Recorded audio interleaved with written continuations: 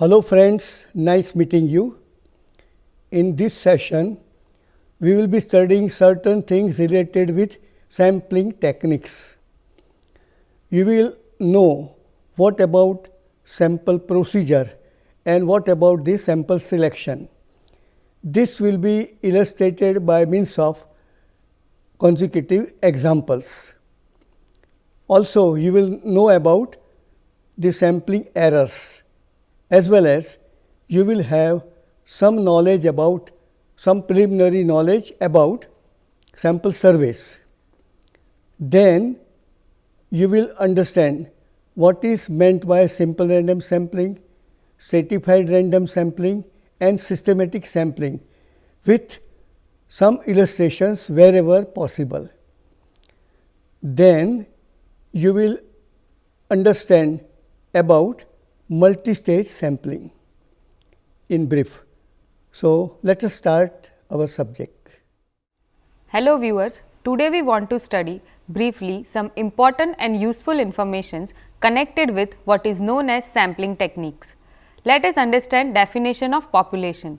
The collection of the units of a specified type in a given region at a particular point or period of time is called population or universe. For example, population of animals in a village, population of people in a state, population of potatoes stored in a cold storage of region, etc. If the number of units are infinite, that means uncountable, then population is called infinite population. Definition of sample. A sample is a part of the population which is representative of the characteristic of the population. For example, sample of 10 units from a population of 500 units. Sample of students studying in a university. Sample of blood taken from patient's body for blood test, etc. Let us understand definition of population inquiry and sample inquiry. Many times we may be interested in studying the various characteristic properties relating to the population under consideration. If we examine all the units of the population, it is called population inquiry or complete enumeration. For example, population census. However, if we choose a sample from the population and examine the characteristic property of the units in the sample, it is called sample inquiry. There are a number of advantages of sampling as compared to complete enumeration, like number 1, reduced cost. Due to smaller number of units for inspection, the cost expenditure also decreases as compared to complete enumeration. Number 2, greater speed. Data information based upon sample can be collected more rapidly than that for complete enumeration. This saves times reasonably. Number 3, greater accuracy. A sample may actually produce more accurate results than that for complete enumeration. Number 4, greater scope. In certain types of inquiry, highly trained personnel or specialized equipment limited in availability must be used to collect the data information. Here, complete census is impracticable. For further applicability of such information, there can be greater scope for further studies and invention, etc. If the inspection test is of destructive nature, the only recourse is sampling inquiry. Let us understand principal steps involved in a sample survey. For any sample survey, the principal steps involved can be very briefly listed as number 1, statement of the objectives of the survey, number 2, definition of the population to be sampled, number 3, determination of the data to be collected, number 4, methods of measurement, number 5, choice of sampling unit, number 6, selection of the sample, number 7, organization of the fieldwork, number 8, summary and analysis of the data, number 9, information gained for further surveys. From this, now it is obvious that proper sample selection is extremely useful for obtaining correct and proper information about the population. There are 3 basic points connected with sampling. Number 1, which method of sampling should be employed. Number 2, how to determine the sample size for the chosen sampling inquiry. And number 3, What basic inference can we draw based upon our sample selected and inspected to forecast about the relevant population characteristics? For our study, we shall restrict ourselves for certain basic and important sampling techniques only. Let us understand some concept regarding the error measurements. Number 1. Error of an estimate. Let Ti denote the estimate for population parameter theta. Based upon a sample, then Ti minus theta is called the error of the estimate. It gives how far the estimator is as compared to the population parameter. Number 2. Mean square error, MSE. If we define capital M of t equal to expectation of t minus theta whole square, which is equal to summation I Ti minus theta whole square multiplied by Pi, then M of t is called MSE of the estimator. It decides how closer the estimator is from the parameter theta. Number 3. Sampling variance of a statistic.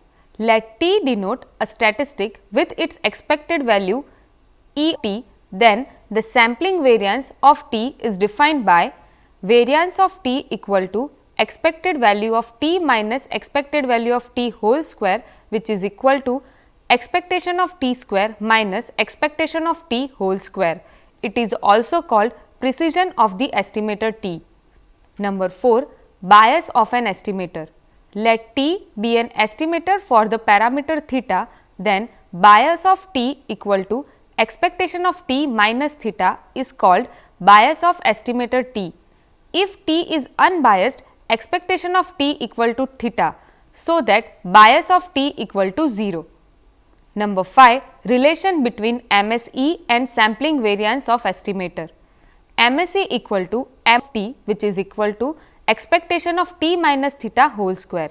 Now, by subtracting and adding expectation of t, we get expectation of t minus expectation of t whole square plus expectation of t minus theta whole square.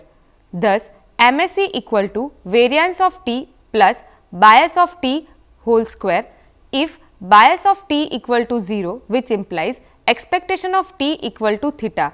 That means, if t is unbiased estimator for theta, then MSE equal to variance of t. Number 6. Standard error of a statistic.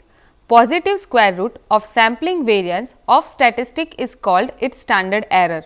For example, if x bar is sample mean with sample size small n, mu is population mean and sigma equal to population standard deviation, then standard error of x bar equal to sigma divided by root n.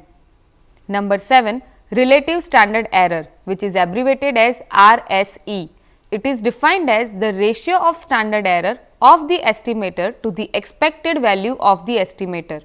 Thus, RSE of estimator t equal to standard error of t divided by expectation of t, which is equal to sigma t divided by expectation of t, where sigma t equal to positive square root of variance of t. It is also known as coefficient of variation, abbreviated as CV. It is generally expressed in percentage. Number 8. Relative variance of estimator. Square of relative standard error is called relative variance. Thus, RV equal to sigma square upon mu square, which is equal to variance of t divided by expectation of t whole square. Number 9. Sampling frame. For using sampling methods in the collection of data, it is necessary to have a frame of all the sampling units belonging to the population under study with their proper identification particulars. Such a frame is called sampling frame. It may be noted that sampling frames may broadly be divided into two groups. Number 1. List of sampling units, and number 2. Map showing boundaries of area units. Number 10. Sampling fraction. Let capital N equal to population size, small n equal to sample size, then sampling fraction equal to small f equal to small n upon capital N. It refers to the fraction of sample as related to the lot. Number 11. Finite population correction, which is FPC, which is equal to capital N minus small n upon capital N, which is equal to non-sample population units divided by population units by putting the values FPC equal to 1 minus small n upon capital N, which is equal to 1 minus f, where f is sampling fraction. Let us see one example. If a sample of size 20 is taken from the population of size 100, 20% is the sampling ratio and FPC is the remaining 80% corresponds to the non-sample portion of the population. Different types of sampling methods. We may enumerate here different types of methods of sampling. Number 1, purposive sampling. Number 2, simple random sampling. Number 3, sampling for proportions. Number 4, stratified random sampling. Number 5, systematic sampling. Number 6, two-stage sampling. Number 7, multi-stage sampling. Number 8, two-phase sampling. Number 9, multi-phase sampling. Number 10, multi-stage stratified random sampling. Number 11, double sampling. Number 12, multiple sampling. Number 13, cluster sampling. Number 14, ratio estimator method. Number 15, regression estimator method. Number 16, non-sampling errors, and etc. Out of these methods, we shall study the methods simple random sampling, stratified random sampling and systematic sampling. Let us start with simple random sampling, which is also known as SRS. For applying this sampling method, there are two basic conditions. Number 1, the population must be homogeneous in nature. That means all the units in the population will have identical characteristic. Number 2, each and every unit of the population has an equal chance of selection in the sample. That means any unit of the population can be selected to be included in the sample. How to select sample? Number 1, by lottery method. Number 2, by means of visual experimentation, and number 3, by using tables of random numbers, and etc. Last one method is a purely scientific method by means of which sample can be taken in the best possible manner. Tables are prepared by Fishers and Yates, Tippett's, Bowley, Rao and Mitra, Pearson's Hartley, which can be used conveniently. Now we learn some properties related with simple random sampling. Let there be capital N units in the population. We denote them by capital Y1, capital Y2 up to capital Y capital N. We take a simple random sample of size small n and let the selected units be denoted by small y1, small y2 up to small y small n. So, capital Y equal to summation I from 1 to up to capital N, capital Yi, which is population total, and small y equal to summation I from 1 to up to small n, small yi, which is equal to sample total. So, capital Y bar equal to population mean and small y bar equal to sample mean. Sigma square equal to we get population variance and S square we get sample variance. We have two methods for sample selection.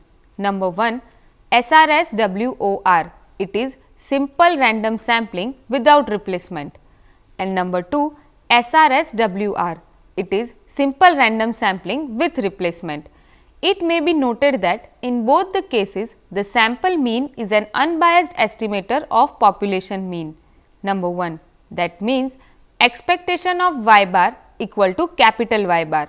Number 2, in simple random sampling without replacement, we can have capital N C small n possible different small n units of samples capital N C small n, which is equal to capital N factorial upon small n factorial multiplied by capital N minus small n factorial.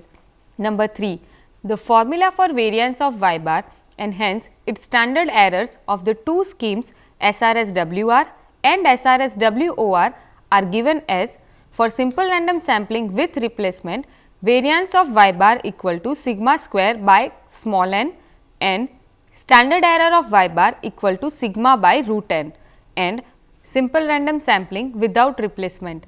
For that, variance of y bar equal to capital N minus small n upon capital N minus 1 multiplied by sigma square by n, and standard error of y bar equal to square root of capital N minus n upon capital N minus 1 multiplied by sigma divided by root of small n. Note that for very large capital N, we may consider capital N minus 1, which is approximately capital N, and also f equal to small n upon capital N equal to sampling fraction, which being too small number can be ignored. In this case, both the methods give same results for variance of y bar, which is equal to sigma square upon small n, etc. This is a practical approximation only. In the formula for variance of y bar, etc., generally sigma square is unknown. It is estimated from the sample, so that sigma cap square equal to capital S square, which is equal to 1 upon small n summation 1 to n yi minus y bar whole square. Note that this is a biased estimator. We can use sigma cap square equal to small s square, which is equal to 1 upon small n minus 1 summation 1 to n yi minus y bar square, which is unbiased estimator for sigma square. That means expectation of small s square equal to sigma square. A relation between these two estimators is given by n capital S square, which is equal to small n minus 1 s square, which is equal to summation 1 to n yi minus y bar whole square. So that capital S square equal to small n minus 1 upon small n multiplied by small s square, which is equal to 1 minus 1 upon small n multiplied by small s square. For large n, that is large sample size, we may consider both to be almost equal. Let us see sampling for proportions and percentages. Let capital P equal to population proportion for some characteristic, for example, population fraction defectives, and small p equal to corresponding sample proportion, for example, sample fraction defective. Then small p provides an estimator for capital P and it is unbiased, that is expectation of small p equal to capital P. We have formulae for variance of small p and standard error of small p for two types of sampling methods, namely simple random sampling with replacement and simple random sampling without replacement, which are as. First we see for simple random sampling with replacement. For that, variance of small p equal to capital P multiplied by capital Q upon small n, where capital Q equal to 1 minus capital P, and standard error of small p is given by under root of capital P multiplied by capital Q divided by small n.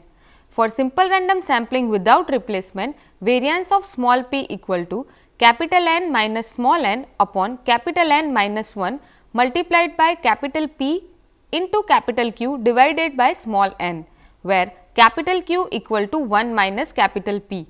Standard error of small p equal to under root of capital N minus small n upon capital N minus 1 multiplied by capital P into capital Q divided by small n. To estimate variance of p and standard error of small p, we can replace sigma cap square equal to estimate of variance of p by the formula as for simple random sampling without replacement, estimated variance of small p equal to estimated variance of p equal to small p multiplied by small q upon small n minus 1, where small q equal to 1 minus small p. Hence, estimated standard error of small p equal to under root of small p multiplied by small q upon small n minus 1. In simple random sampling without replacement, estimated variance of small p equal to 1 minus f multiplied by small p multiplied by small q upon small n minus 1, where small p equal to 1 minus small p. Hence, estimated standard error of small p equal to under root of 1 minus f multiplied by small p into small q divided by n minus 1, where f equal to small n upon capital N. Note that for large capital N, we can ignore FPC, so that both the approaches gives almost identical results. Let us see one example. in a market, it is estimated from a sample of size 40 without replacement that there are almost 30% buyers for a particular commodity. If the buyer's market has a population of 1000 persons, estimate the standard error of the proportion of buyers. Let us see solution. Here we are given that capital N equal to 1000, small n equal to 40 and small p equal to 0.30. So, standard error of small p under without replacement, which is equal to under root of 1 minus f multiplied by small p small q divided by small n minus 1. By using all the values, we get the answer 0.07189, which is approximately 7.2%. This shows that sampling variance for proportion in the buyer's market is almost equitable. Let us understand the concept of stratified random sampling.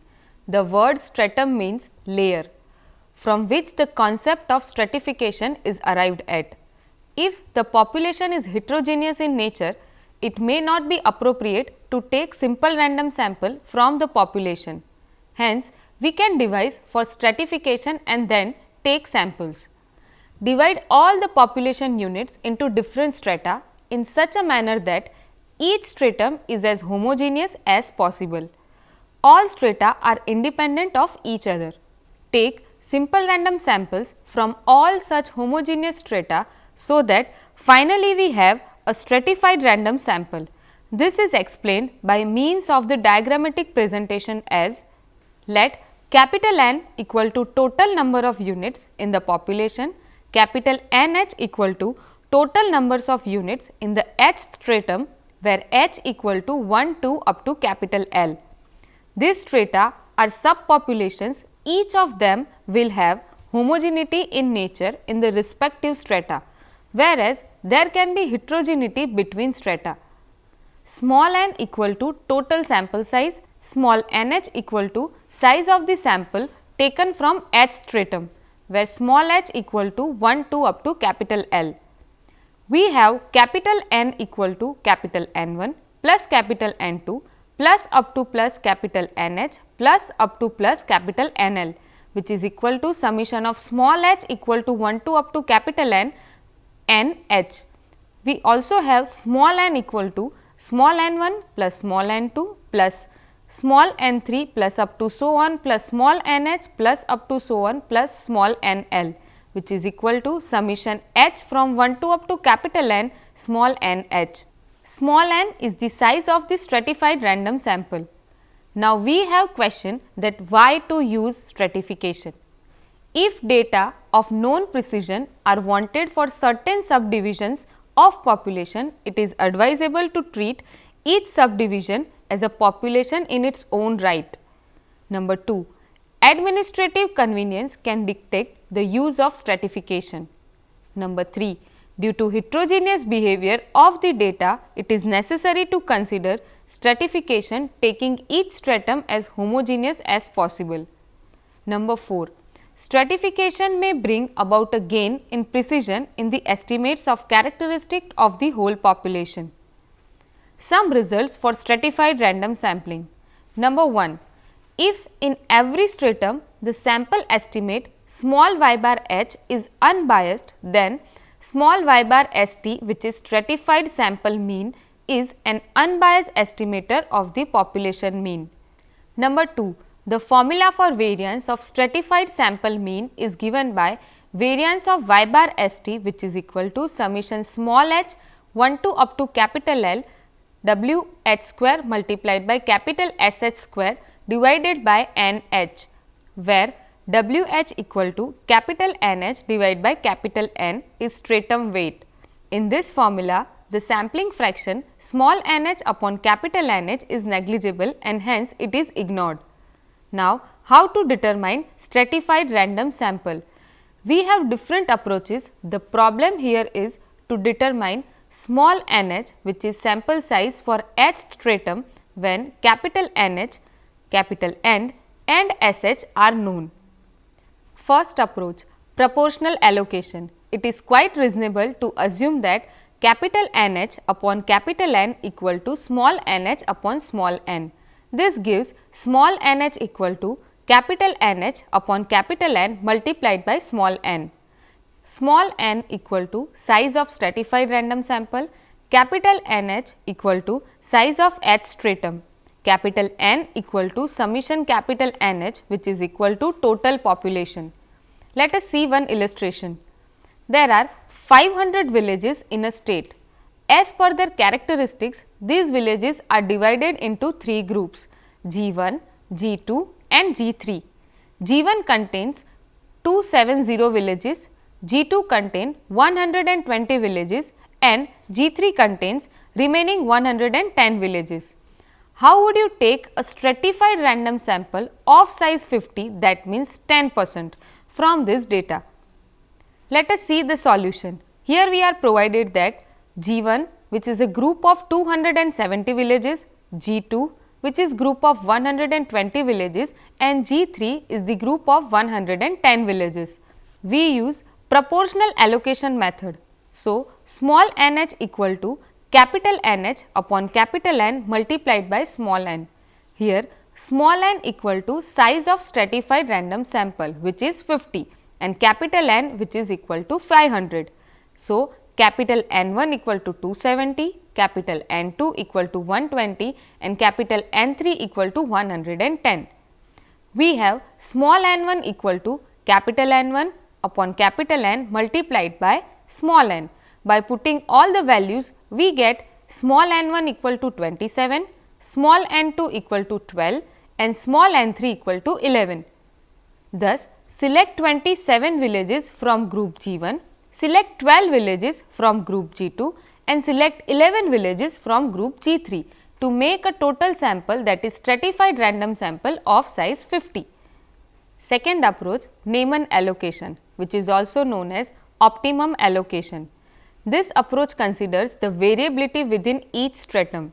This is measured by the stratum standard deviation, capital SH.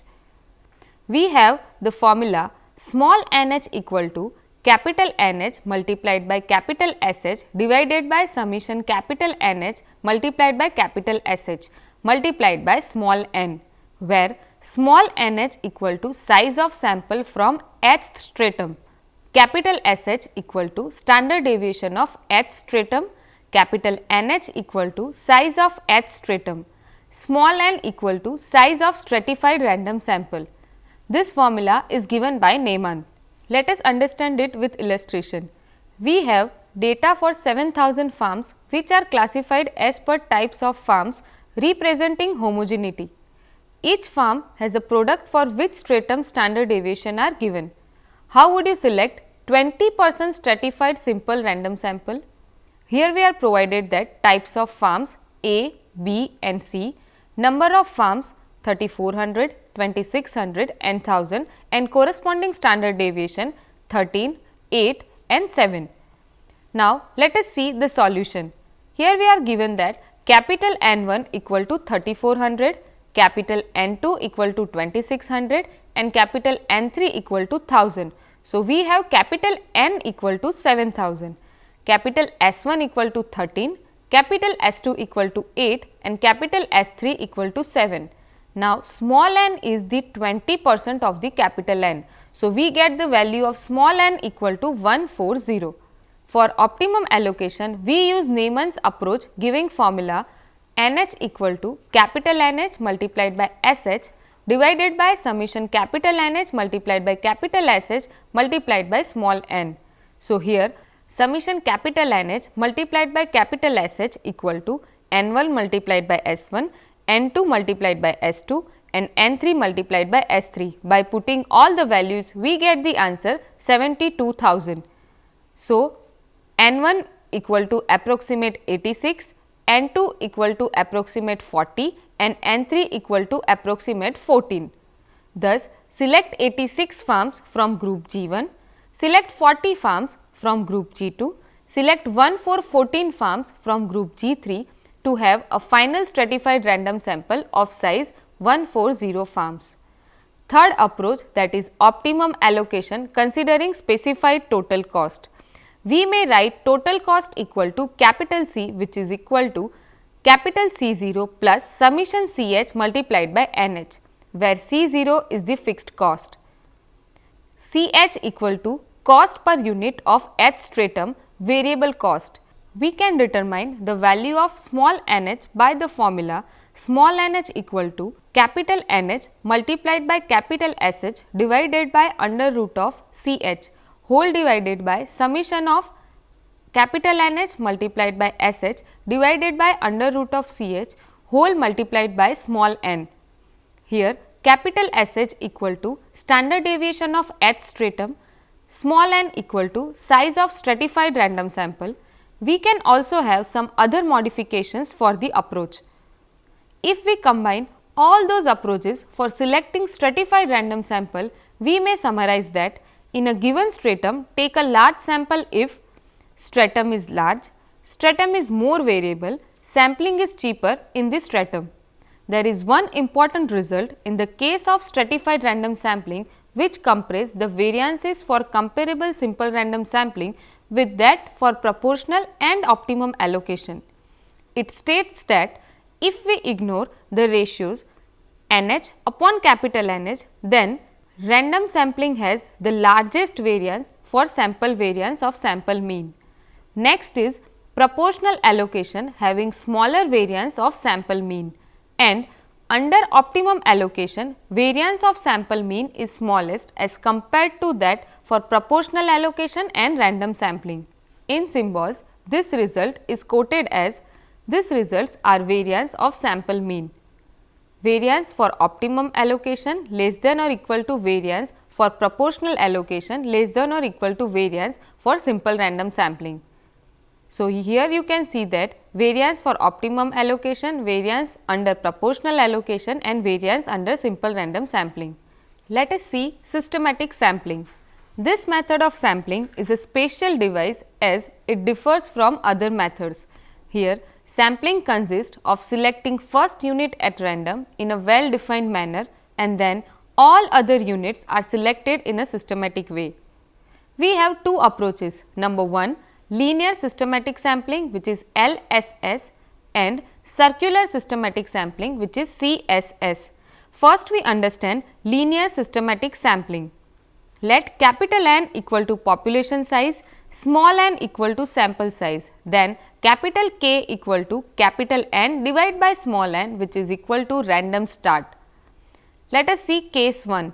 If capital N is equal to small n multiplied by capital K. Here random start is an integer. Number 1. Arrange all the capital N units in the population in some order and serially number them from 1 to capital N. Number 2. We split up these K units into different groups. Each group contain K units. Number 3. Select at random one unit from the first group. Suppose that it is ith unit, then every successive unit in each group will be the unit selected for the sample. In this way, we have systematic sample of size small n. Let us see example. Suppose capital N equal to 50 and small n equal to 5. Then we get the value of K equal to 10. You can see here the 10 groups. Now, select any one unit at random from first group. Suppose that is U6 as selected unit. Then every successive kth unit in this line will be the sample unit. Thus, our sample has unit U6, U16, U26, U36 and U46 which is the systematic sample of size 5. Case number 2. If capital N is not equal to small n k. Here capital K equal to capital N divided by small n is not an integer. We may take the next nearest integer and then do the above procedure. For example, capital N equal to 11, small n equal to 3. So, we get the value of capital K is equal to 11 by 3 which is approximate 4. If we select U2 from first group, then next selected units are U6 and U10. So, our systematic sample has 3 units U2, U6 and U10. Here it is possible that we may not get all the n units as desired as K is not as integer. This is a drawback of this method. For that, we apply circular systematic sampling. Let us see what is circular systematic sampling. To avoid the difficulty due to the fact that when capital N is not equal to small n k, where k is not an integer, we can arrange unit not in a straight line but in a circular manner. Arrange all the population units as numbered from 1 to capital N and we can place them on a circle. Select first unit at random. Then every successive kth unit will be selected. Here k is nearest integer for the ratio capital N by small n. Suppose that we selected ith unit, then we select every unit corresponding to I plus jk if I plus jk less than or equal to capital N and select I plus jk minus n if I plus jk greater than n. For example, take systematic sample of size 3 from a population of 11 units. Here we get k equal to capital N divided by small n, which is equal to 11 by 3, and we get the approx answer as 4. Select any one unit from 11 units. Suppose that we select U2, then next will be U6 and U10. But suppose we select U7, then U11 and U4 will be sample units. So, U15, which is 15 minus n, equal to 15 minus 11, which is 4. So, we get the last unit as unit 4. Note: number 1, due to simplicity of this method, systematic sampling is easier to apply, hence it is very popular. Number 2, in all the cases LSS as well as CSS, sample mean is an unbiased estimator for the population mean.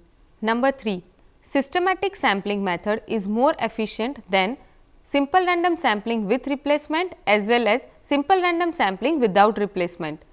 Number 4, a comparison of stratified sampling, systematic sampling and random sampling with respect to sample mean shows that variance of y bar st less than or equal to variance of y bar sy less than or equal to variance of y bar wor. This means that variance of systematic sample mean is less than or equal to that for simple random sampling without replacement, whereas for stratified sampling it is more efficient than systematic as well as simple random sampling without replacement. Number 5, there are many results for this sampling method, but we do not study them as per limitation of our syllabus. Let us summarize today's talk. Before concluding our brief discussion about sampling techniques, let us have a preliminary idea about multi-stage sampling. It is represented by means of the diagram. Here you can see rectangular represent the state, circle represent the talukas and the dots in the circle represent the village. Suppose that we want to collect some information for our survey from among the inhabitants residing in villages in talukas of some state. Number 1, first we select talukas 4 as shown in the figure, which are our primary units. Number 2, next we select villages 3 in each taluka from selected talukas, and lastly we select individual inhabitants residing in the villages. First stage talukas, second stage villages and third stage individuals, 10 in each villages. This is an illustration for multi-stage sampling. Here we have a final sample of 120 individuals. Other than this, we studied different methods of sampling. Number 1, that is simple random sampling. Number 2, that is stratified sampling, and at the end we learn systematic sampling.